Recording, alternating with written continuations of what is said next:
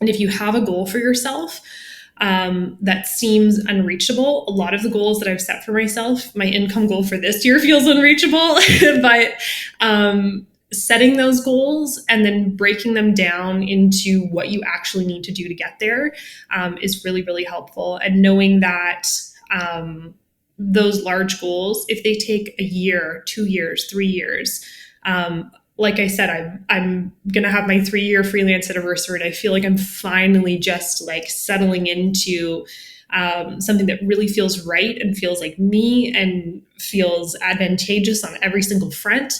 And so I think that's the piece that I would really just remind folks is that patience is also a form of action. It's like a quote that I absolutely love.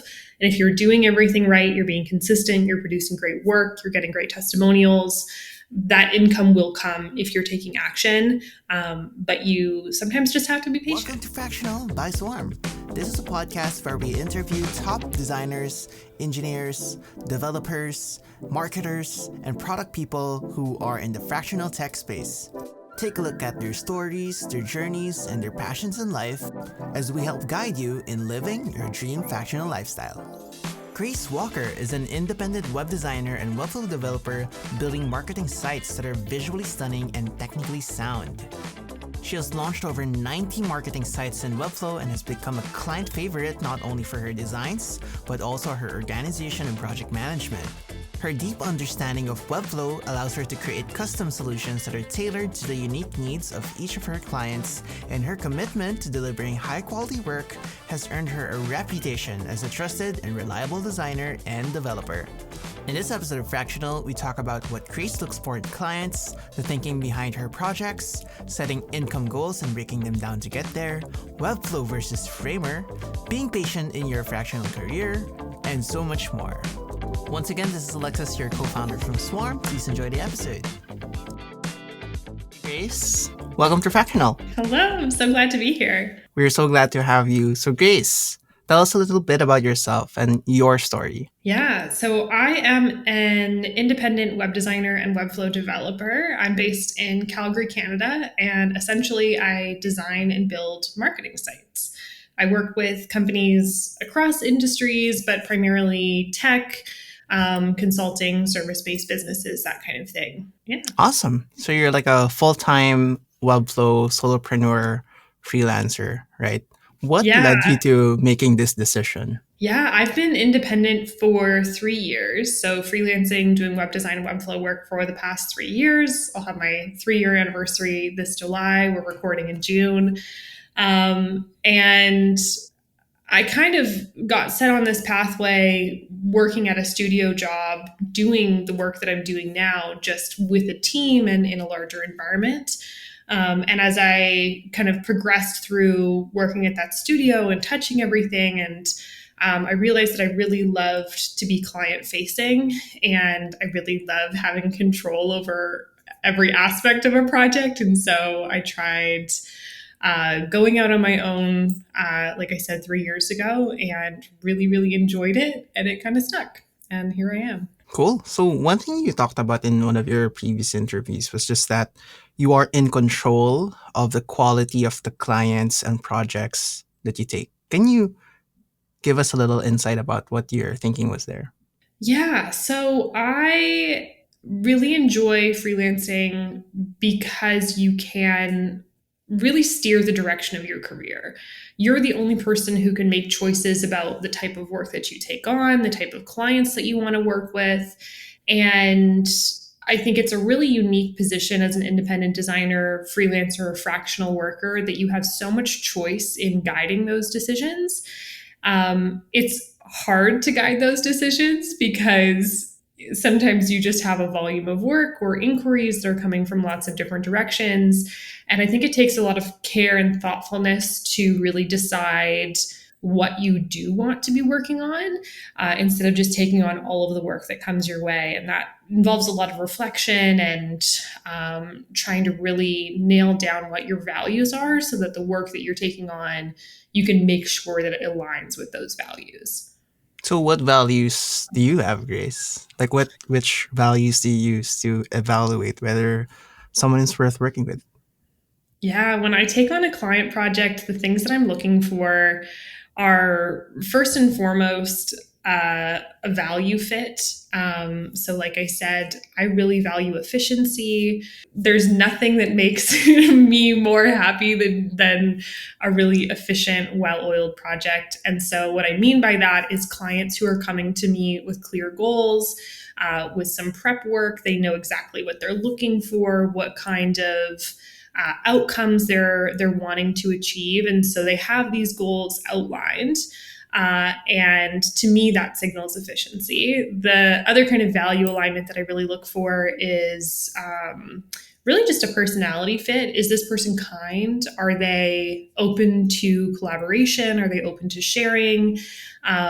Do they value open communication and clarity? And I think a lot of those things you really can understand when you're talking to someone, even just on a first introductory call in their communication. So things like efficiency, communication, collaboration, things like that. And obviously, industry as well, that takes into play. It's not necessarily a value alignment, but there are certain industries that I like working with more than others that I'm just like personally interested in. So if it's a project that comes in that really sparks my curiosity, those kind of projects I just absolutely love. And they are just a whole other level of engagement and joy when you're building them. So I'm looking at your projects now, right? On my tabs, you have product Calgary, Alethea, Hyper Comply, Desk, and you have I think a magician here, and Yama. Is I there do. any particular favorite here in terms of industry, or what gives you the most energy? I think it's not necessarily an industry that gives me the most energy. It really is a person. And so I think the thing that energizes me the most are clients who are really excited about their business or really just really invested in the success of our project together. Particularly that comes alive when you're dealing with founders or small business owners, or for example, that magician, his website. Um, Theron, right? yeah, Theron Shop. Theron Yeah. job. Yeah. Um, and all of those folks, I think, share in common a real drive and energy for their own work. And it's infectious. And I want to work with people who are excited about their work because I can elevate that and I can help them feel even more excited about it, get their clients or customers excited about their work. And I really do think that that energy is just contagious and makes me feel more proud of my work and more into it. And that's kind of like a very key quality that I look for in clients. I like it. And in one of your talks too, like you said that wowing your clients is really important. How would you say uh, you evaluate the impact of your work with your clients? Like, do you ask them for metrics or anything of that nature? Yeah, so I think the success of a project is reflected in a few things. I think first and foremost, it's the immediate launch and aftermath of that. So, whether or not the launch was successful, if the client feels good about it, if they personally, their business view it as a success. Those kind of immediate metrics I'm usually gathering in conversation after a launch, doing a little bit of reflection with a client. And then also months down the line, because oftentimes with a website, you need a little bit of time to understand whether or not it's been successful. So doing a check-in 6 months, a year after our launch to determine whether or not the site is still working for them, if there's any pain points that they have, if they have had any comments from their clients or customers on it, and then making adjustments from that point in time. My goal with a lot of clients is to really empower them to manage their own sites themselves. So kind of like the day-to-day, like blog posts and new team members and things like that. But I'm always available for future updates. So when clients come back in 6 months and they say, oh, our customers aren't resonating with this thing, we need to change it. Like, absolutely. That's a website is a living thing and it needs to live with your goals in order to be successful. So that's something that I try to communicate in my work as well. But some of those like actual hard metrics, 6 months, a year down the line can look like Search Console results to see how someone's rankings have changed. I had a client recently who we saw a lot of success in how their search had transformed. So the previous site was really only ranking for their brand name. So you would search for their company and they would pop up. But what we did with their new website was create a lot of targeted landing pages that targeted keywords in their industry and not necessarily their brand name. And so we've really seen a transformation over the last year and a half from branded traffic to non-branded traffic. For other clients, that means that they're just like increasing their overall traffic volume, they're increasing conversions for forms, things like that. So it can be measured in a few different ways, but I do think it's kind of like a two-part: immediately at launch and then a check-in later on. I'm assuming here, but I think you're referring to cluster. But No. oh, okay. Because like No, there are yeah. a lot of targeted landing pages here with Yeah. with the H1s, with the roles associated, and I was Yeah. just like, oh, that's really smart. From perspective of a founder and a growth marketer as well. Yeah, that's definitely the intention with Cluster. But Cluster has been live at this point now for I think 4 or 5 months. So really, it's like about that time to be checking in and seeing how the search has transformed. But yes, that was definitely the intention behind those landing pages, was to drive traffic that is for targeted keywords.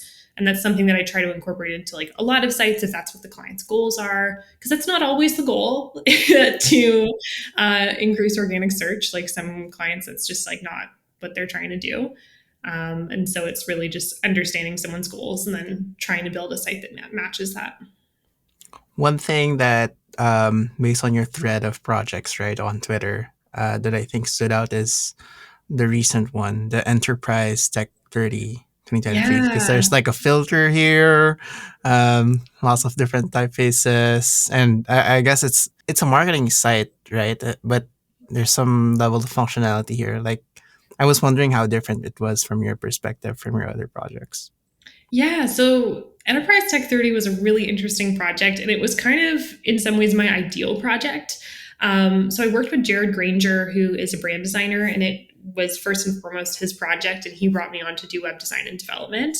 And in that way, it really is an ideal project. So I'm a web designer. I have a brand design background. I worked in a studio doing brand, web design, development, all of it. But in the last year or so of freelancing, I've realized that I really enjoy just web design and development. And I love working with brand designers. So whenever I get the opportunity to work with a brand designer following their work, that's like ideal scenario for me. So working with Jared on that project was amazing because he crafted the brand identity, the visual look and feel, all of the kind of key elements. And then I took that and distilled it into the web design and development piece. But yes, it's a little bit of a different site because it's not necessarily, it is a marketing site. It's promoting this list that Wing Venture Capital has released, but it's not a typical marketing site for like a SaaS company or something. Like, it's communicating some very specific things. And really that specific thing is this list, which was a challenge to build with the CMS. But thankfully I had some good folks to ask questions to, and I think it turned out really well. I don't know if there's like some Finn's feet happening around here, or There like absolutely attribute is. stuff. Yeah. I've delved into more specific like filtering stuff in a few projects recently, both with JetBoost and FinSuite attributes, and they're both like have lots of different bonuses and drawbacks. So trying to figure out the right tool for that application was really key. Because it's interesting, right? Like for most marketing sites, you have some level of carousels for testimonials, like FAQ drop downs and stuff. But then when the client comes in and asks you, like, "Hey, I need to filter by for this criteria," as a Webflow marketing designer, it's usually a challenge, right? Like than the usual. Yeah, I think most of the projects that I do don't have too complex of functionality. They're brochure style marketing sites. We're really showing what a company does, who it's for, how to get in contact, things like that. But every once in a while, there is like a little turn of like, can we do a product configurator, or can we do a pricing calculator, or things like that? And so I've had a few of those over the years with little like more complex pieces. And if it's the right application and it's going to provide value to the client or their customers, I think it's worthwhile spending time on those things. They do require a little bit more planning. Yeah, and one thing I like too was in one of your projects, Parsons Dialogue. I think you have a Lottie file thing here on the on the banner. Yeah. Um, I just wanted your thinking here too, if you can remember that project. Like, Oh yeah. No, yeah, I'm so happy that you went through all those projects, because I really feel when I launch new work that every project I do is the best project I've done. And I try to bring that energy into it, that every new piece of work that I do, I want to be better than the last. And I want it to be new and interesting. And sometimes you launch something and then you don't look at it for a little while, and you come back to it and you think, oh gosh, that like actually is quite fun. And I look back at Parsons Dialogue like that. So it's a website for facilitation companies. So they do facilitation for large group meetings, dialogues, things like that. And that project did involve brand as well. So we created a visual brand for them, did the web design and development, and really the whole concept behind their look and feel was about bringing lots of different pieces together to form a whole that feels unified. And so there's these really interesting like geometric blocks that come together and swap around. And I really wanted that to be a metaphor for this conversation that's happening under their guidance and facilitation. So that was a really fun project, and like an absolutely amazing client who had a very clear vision and very decisive. So that's been a fun one. I like looking back on that. it's nice. Like, I love the energy at top, and the color, the saturation, and how it mixes with the beige. I like it. Yeah, Um, thank you. I think it was a Great work. really interesting one as well, because it was kind of this combination of both personal taste and something that was industry appropriate. I find with a lot of small businesses who are like one or two people, small teams, things like that, personal taste often comes into play a lot. Obviously, there are goals, and we want to communicate for a client's customers or their clients to make sure that they're going to resonate with the business. But I kind of like it when like a founder or a business owner's personal taste comes into play, because you can do something that's fun and different. And so a lot of the choices that we made were both goal oriented, but also things that felt right for their personalities. Well, I think you hit the nail on the head, and you did great. One thing I want to ask you about, Grace, is that I know you've talked about your goals as a freelancer before, in other interviews too. And I think you've kind of 5 extra income from like agency life to solopreneur. Um, in increasing your income as a freelancer, just some general tips for other fractional workers out there. What was the driving force for you? What would you say was it? Yeah, so I think that I'm particularly motivated by a few things. And I think increasing my income was both a motivation piece, as well as just like a functional need piece for my life. But I do have some specific tips around that. So maybe first I'll talk about why that was really important to me. I think that like I said earlier about freelancing and really being the driver of your own ship, I kind of saw that as a young designer and knew that if I wanted to have the income that was this goal for myself, it wasn't necessarily going to be possible working for someone else. So I knew that if that was my goal, and it was, that I needed to try and do it on my own. in freelancing and independent work, I really don't think that there is an income cap on how much you can make, especially if you're combining service-based work with selling products, consulting. There are so many different ways to bring in income as an independent designer or creative. And so first recognizing that the structure that I was in previously was not going to allow me to reach that goal was kind of the first step, because I was really motivated to increase my income. And then I think while I was in that period, and I think what I would give advice to other freelancers or independents is that it takes time, and it's okay for something to take time. I think especially on Twitter and online, you see folks and they're talking about, oh, I made this much money last month, or in the last year, I've like 10x'd my income or had this record breaking month. And I'm guilty of that too, obviously, with that video with Yeah. Brian where we talked about income. But I do think the key component to that is understanding that those things don't happen overnight. Really, they're based in consistency over days and weeks and years.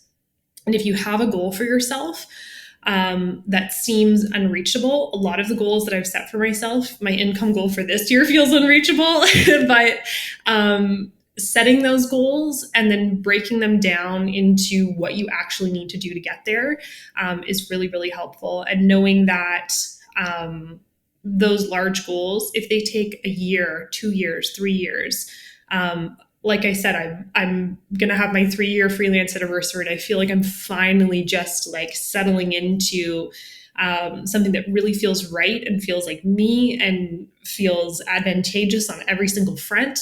And so I think that's the piece that I would really just remind folks is that patience is also a form of action. It's like a quote that I absolutely love. And if you're doing everything right, you're being consistent, you're producing great work, you're getting great testimonials, that income will come if you're taking action. But you sometimes just have to be patient. So patience. Patience, yes. Everyone listening really matters. Talking about patience, I noticed you tweeted about burning out and not being able to go to config, and obviously that's a really sad thing to have. But you chose to have a vacation, right? And most freelancers do have vacations, but then there's also an opposite side to like burning the midnight oil, working 6 days a week because you're a freelancer, and because you have to do it and you have to be patient. What's top of mind for you in that scenario right now? Yeah, I think that as a freelancer, it's really easy to work all the time. At least I find it really easy to work all the time, especially when every bit of extra effort that you're putting in is a direct benefit to yourself. So if I work on the weekend or in the evenings and I finish a project faster or I do better work, that's advantageous for me and it's advantageous for my clients. And so I feel like it is a different dynamic than in a scenario where you're maybe an employee, where if you put in extra effort, it's not necessarily going to be rewarded. Every bit of extra effort that I put in is rewarding. And so I do think there's a bit of my personality that finds that addicting. And as an overachiever and productive person, I love working and I love what I do for work. I'm excited about it all the time. Like, obviously, there's parts of it, admin work, that are boring, whatever. But by and large, like, I really enjoy what I do. And so I tend to work a lot. The danger with that is that you can work too much and it can take up too much of your brain. And if you don't have that time to rest and recuperate, you can just burn yourself out creatively. And I think I've had periods this year even where I was slightly overbooked, and you do the work because it's exciting work. And I was really stoked on all the projects that I was doing, but it was a little bit too much. And I think the first step is realizing that you have too much work, and then making a plan for yourself to recover. And so I was really excited seeing everyone who was going to Figma's annual conference. And I was trying to make it work and was thinking, oh gosh, how can I go to that? Like, that's going to be so fun to meet all these Twitter friends. But at the end of the day, after I did some reflection, I realized that what I need more than an in person networking week is probably just some rest and recuperation. So that was a difficult choice to make, but I know that there will be other conferences later this year. And at this point in time, I really need to prioritize some rest for myself so that I can continue to do really great work. Rest is also like a form of action for the future of your business. Absolutely. I also just want to talk about your hobbies, right? Like as a fractional person, I think you mentioned you like biking. I don't know if it's like road racing or you're a climber type of rider, right? Yeah, so I have been into road cycling for probably the last 10 years. My husband is really into cycling. He raced for a really long time. And so that was kind of like part of our relationship together. I know cycling is really big in the Philippines as well. And it's just been something that started in my life because I really enjoyed it. And then I raced for a few years locally, just to understand that for context. And I think understanding racing was so beneficial from both the perspective of doing something that made me really nervous. I want to do well. I want to be over prepared for everything that I do. And going into a race was so nerve wracking. I would have like an anxiety stomach ache all week. It was just like, because it's hard and you're going to hurt yourself. And so it was really cool to experience just the context of like doing something that's really difficult. And I think it makes other things seem less hard. And also, kind of post pandemic, stopped racing, kind of got what I needed to get out of it. It's just been a really nice way to spend time. And I live in like a really beautiful area of the world. My city has so many bike paths. We live close to the mountains near Banff and Lake Louise, which is just like the most amazing riding in the world, I think. And yeah, it's just a really key part of my life for fun and getting away from my computer. It's so different than design work, but I think there's a lot of lessons to be learned and parallels between the two. I think finding a hobby that helps you build your physical strength and helps you recharge physically is so important. I'm into badminton, Oh, but I nice. love like cycling. I don't do it, but I watch the anime, the animes, Yomushi Pedal and stuff like that. And I've just started like the first episode of Tour de France, but um, it's really interesting. You know, are you a sprinter or like are you a climber or like an all rounder?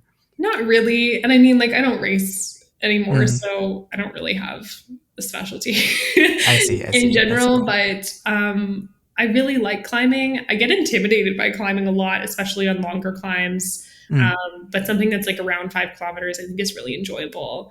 Like a short climb, those are nice. But like anything over an hour, I'm just like, I want to know when it's gonna end. That's true. But yeah, I don't know. I think rolling is just like fun and cool.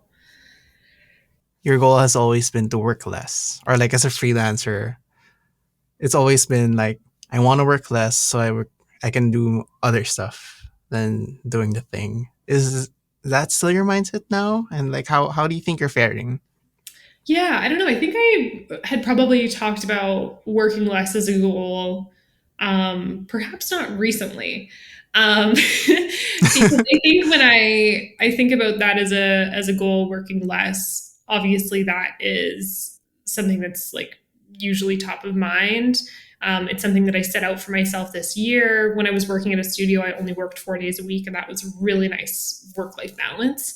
But I do think when I set that goal for myself, freelancing to work less, I often think that it's a little bit of a um, an external motivator and something that I feel like I should be doing, because that obviously is good all around. But like I said, I really like working, and so I I think there's a nice balance between giving yourself enough space to work on the things that you want to work on, and then also having enough time to rest and recuperate. So yes, I think overall I would like to be working less, but I do think my personality, like I'm going to be working all the time, whether or not I give myself that space or not, whether it's a personal project or a client project. I like being down here in my office and working, and I think that yeah, it's trying to find a balance between the things that I have to do and the things that I want to do, and giving myself space to do more of those things on the want list instead of the need list. That's true. And because you're on Twitter a lot, I'm sure you see a lot of the Framer stuff going on, the AI things, um, and Framer is a tool as well. What are your thoughts on that? Like, are do you think you're gonna switch from Webflow? Is there space in your um, client work that allows you to explore like something like Framer, or do you think there's space for you to switch? Just some initial thoughts. Yeah, I think that Framer is so exciting for so many reasons. And I think that for a long time, a lot of folks in the Webflow community have felt like Webflow is the be all end all, number one tool, the only thing that we want to be using. And so I think it's really interesting that Framer has come onto the scene and provided this really nice tool and nice fit for marketing sites at a different scale than Webflow sites. And so I think that's kind of the way that I'm viewing it, is that Framer is a really great tool for a different kind of site than what is ideal for Webflow. I think that maybe that will change over time, but right now the CMS capabilities and the like structured data and things like that are so much more robust in Webflow. And a lot of sites that I'm building are really reliant on those CMS structures and building out complex connections and reference fields and things like that. So, from that perspective, I think that Webflow is still my number one tool, but I do think it's really interesting to have this alternative and also to have a company that's like pushing Webflow as well, like is a competitor and is a fierce competitor and something that people are really excited about. So I think that, yeah, their kind of surge onto the design scene and getting so much love from so many designers is only going to make both tools better. But it is really exciting, some of the stuff that they're doing and launching, especially around AI. Speaking about designers, are there any particular designers that inspire you or Oh my have mentored you? So many. Nobody. Oh my Myself. gosh. So many folks. Yeah, there are a ton of people that really, really inspire me. I think recently I've been really inspired by Jason Combs. His typographic work is just like absolutely beautiful. It's stunning and detailed and just so flavorful, if you could call it that. That's like a cringy way to describe that. I don't know. I also really love Adam Ho's work. He does Oh, brand really, designer. yeah, he does Mm. brand design work, web design. He does kind of everything. And I think that the work that he produces is a really unique combination of things that are experimental, but also very, very thoughtful and strategic.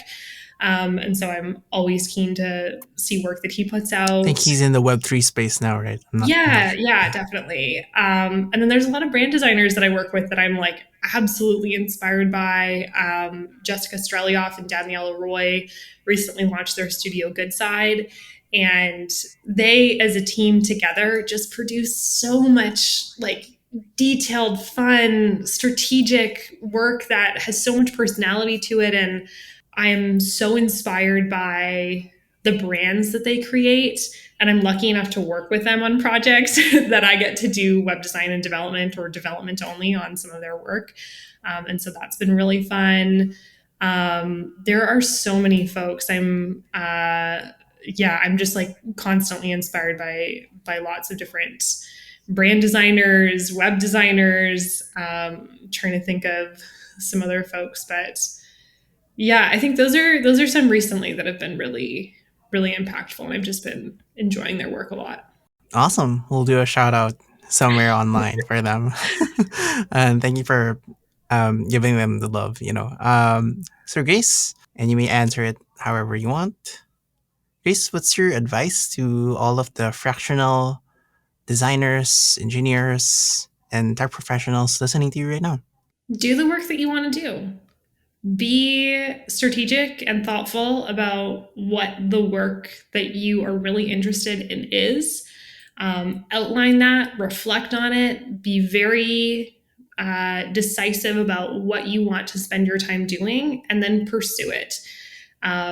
We're in a really unique position as independent fractional workers where we have so much choice in the work that we do that it needs to be taken advantage of. So I think that if you can outline what you want to do for yourself and really pursue it, what I've found is that when you outline your goals and you act on them, they kind of work. If you put in the work, they work for you. And it's a really powerful thing to realize that you are in full control of your career and that you have so much choice and decision in what you do. So yeah, I think that would be my advice is figure out what you want to do and pursue it. So everyone, figure it out, write it on paper, outline it, and just do it. Thank you so much, Chris. It's been so fun talking to you for Fractional. Thanks for having me. Hey, if you enjoyed this episode, you can subscribe to us on YouTube, give us a like, or also follow us on Spotify.